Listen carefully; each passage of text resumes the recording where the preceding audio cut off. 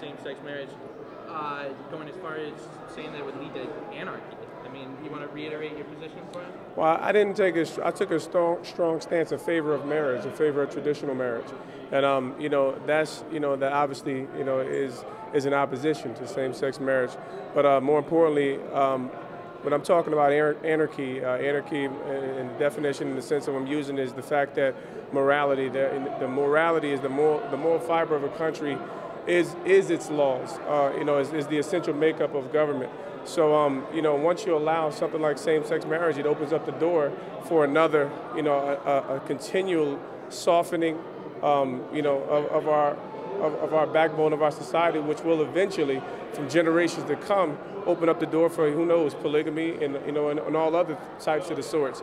And and in defense of people who do have strong Christian convictions, now that takes away to an extent our religious freedom, because none of the things that we believe essentially lines up with same-sex marriage. So I'm here to just to share the truth and love as far as what marriage is. Are you going to be lobbying individual lawmakers, meeting with them one-on-one? No, that's not my position. I'm just here to be a voice. What about the idea that we've seen now Michael Strahan, we've seen Tish come out? I mean, is that what brought you out, to show that there's other voices? Well, I was made aware of that before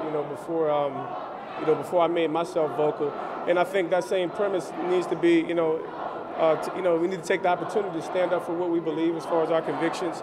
As believers, Christian athletes, and not just athletes, but anyone who has a voice, who believes that marriage should be between one man and one woman, and I'm just taking the opportunity and the liberty to do that. And does it bother you that some of your teammates go the other way? No, it doesn't bother me at all. I mean, I think and honestly, I don't have any problem with their push, and I understand that they have a desire to. But I just don't agree with the fact that to call it marriage. I don't even disagree with that. They should pass on their benefits to their partners.